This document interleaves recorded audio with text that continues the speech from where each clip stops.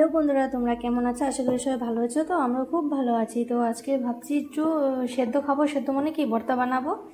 তো ভেজিটেবলের ভর্তা বানাবো। তো মাছ টাছ ডিম টিম খেয়ে খেয়ে বোরিং হয়ে গেছি। ডেলি এক সবজি খেতে খেতে আর ভালো লাগছে না। তো সবজি বলতে কি, আমরা তো বেশিরভাগই ননভেজ খাই। তো আজকে ভাবছি একটু ভর্তা বানাবো, লচ্ছিম কুমড়ো আর আলু দিয়ে, দেখি কীরকম হয় ভর্তাটা। তো ভাবছি ভর্তাটা বানাতে বানাতে তোমাদের সাথেও একটু শেয়ার করে দিই। তো লচ্ছিমের সাইজটা ঠিক আছে তো, নাকি একটু ছোট করব, এটা বুঝতে পারছি না। তো রাখলাম, এতটুকুই দিই। প্রেশার কুকারে সেদ্ধ করব না, এমনিতেই সেদ্ধ করব। আর আলুটা কি করব, আলুটা ভাবছি কেটে নিই, মাঝখান দিয়ে কেটে তারপর সেদ্ধ করি। নাহলে কুমড়োর সাথে আবার কম্বিনেশনটা মিলবে না সেদ্ধ করার, কারণ আলুটা তো দেরি করে বয়েল হয় আর কুমড়োটা তাড়াতাড়ি বয়েল হয়ে যাবে, এই কারণে ভাবছি। আর রান্নাটা তো আমি সবসময় করি না, তো হঠাৎ হঠাৎ করি, তো একটু কনফিউজড হয়ে যায় আর কি। ঠিক আছে বন্ধুরা, আলু কাটার সাইজটা ঠিক আছে তো? আমি ঠিকঠাক কাটতে পারলাম তো? ঠিকঠাক কাটতে পারলাম বলতে সেটা না, মানে কুমড়োর সাথে আলুর সাইজটা, মানে বয়েলিংয়ের টাইমটা ঠিকঠাক হবে তো, সেটাই ভাবছি। তো আজকে বিশেষত একটা নিমন্ত্রণ ছিল। নিমন্ত্রণ বলতে কি, মনসা পূজার সংযমে নিমন্ত্রণ ছিল পিসির বাড়িতে। তো যেতে পারিনি, তার জন্য দুঃখিত পিসি। কি করব, অনেক দেরি হয়ে গেল ডিউটি থেকে আসতে আসতে। তো যাওয়া হলো না, কারণ মনসা পুজো বলে কথা, আর সেভাবে স্নান টান করতে হবে। স্নান তো করেছি, তারপরেও পুজো পার্বণ থাকলে একটু আলাদা ধরনের হয়। সেই পরিষ্কার পরিচ্ছন্নতা বলতে একটা জিনিস তো আছে। ঠাকুর মন্দিরে যাব বলে কথা, তো সে কারণে যাওয়া হয়নি। যে কোনো একটা কারণ, হয়তো আমি এসে পড়েছি, কিন্তু ওর বাবা আসতে একটু দেরি হয়েছে, আংশুর বাবা। তো সেই কারণে আর সময় মতো যাওয়া হয়নি। তো ভাবছি কিছু একটা করে নিই ঘরেই। তো ভর্তাটা বানাই দেখি, সাথে কিছু একটা করব। যদি করি তোমাদের সাথে শেয়ার করব আর কি। ঠিক আছে, বয়েলটা করি আগে, দেখি কীরকম হয়।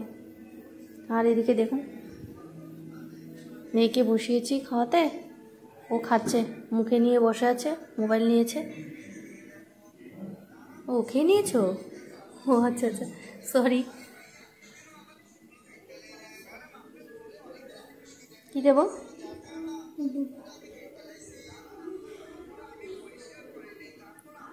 তো আমার মেয়ে ডিমের সাদা অংশটা থেকে কুসুমটা খেতে একটু বেশি ভালোবাসে, উল্টোটা আর কি। অন্য বাচ্চারা সাদা অংশটা খায়, কুসুমটা খেতে চায় না। তো আমার মেয়ে সাদা অংশটা খেতে চায় না, কুসুমটা খেতে চায়, উল্টো। ঠিক আছে, একটা খেলি হলো। তো সবজিটা বয়েলে বসিয়ে দিই। তো সবজিটা কিন্তু ভাপিয়ে নিয়ে বানালেই ভালো হয়, কিন্তু কি আমার কাছে সেরকম পাত্র নেই। পাত্র আছে, ওইটা পিঠা টিঠা বানানোর পাত্র, তো সেটা দিয়ে করব না। আর সবজি বানানোর জন্য একটা আলাদা ধরনের হলেই ভালো হয়, কমফোর্টেবল লাগে। তো প্রেশার কুকার দিলে 5 মিনিটই হয়ে যাবে, কিন্তু দেবো না, কারণ সে নিউট্রিশনটা চলে যায়। এই জন্য আমার ঠিক কমফোর্টেবল লাগে না আর ভালোও লাগে না। তো সেই কারণে আমি এখন এভাবে বসাবো। একটা অর্ডার দিয়ে রেখেছি অলরেডি, আসেনি এখনও। তো এটাতে আসলে আমি ভাপিয়ে করবো আর কি, সেই কারণে। ঠিক আছে, টাটা। দেখুন, এভাবে সেদ্ধ করলে কত সুন্দর করে সেদ্ধ হয় সবজিটা। কালার স্ট্রাকচারটা দেখুন, কালারটাও কত সুন্দর থাকে।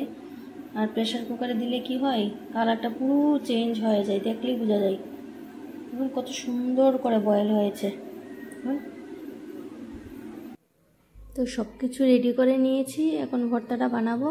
তো মরিচটা মাখাচ্ছি ঠিক আছে, কিন্তু হাতটা কিন্তু পুরো জ্বালা করবে আমার জানি। তারপরেও একটু খাওয়া দাওয়ার ব্যাপার, তো একটু টেস্ট না হলে ভালো লাগে না। আর আজকে এই ভর্তাটাই পুঁজি আমাদের, তো এটাই আমাদের ঠিকঠাক করে বানাতে হবে আমার, না হলে বকা তো খাবো। কারণ আজকে তো কিছু রান্না হয়নি, আর যা রান্না হয়েছে তো তা খাওয়া হয়ে গেছে।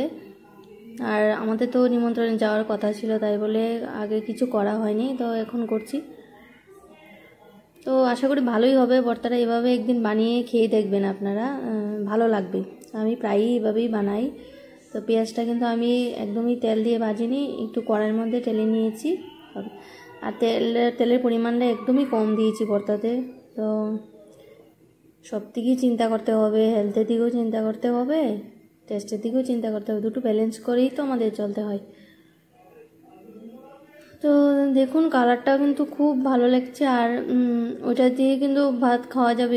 আমি একটু আলাদা করে সাইডে রেখেছি, আর জানি না পেটটা ব্যথা করবে কি না, যদি করে তাহলে অবশ্যই তোমাদেরকে বলবো। তো তোমরা কিন্তু ট্রাই করবে না এইভাবে, কারণ এভাবে খেলে কিন্তু অবশ্যই পেটে ব্যথা হয়। তো খালি খাবে না আর কি, তো ভর্তাতে দিয়ে খেতে পারো। ঠিক আছে, টাটা বাই বাই সবাইকে, গুড নাইট।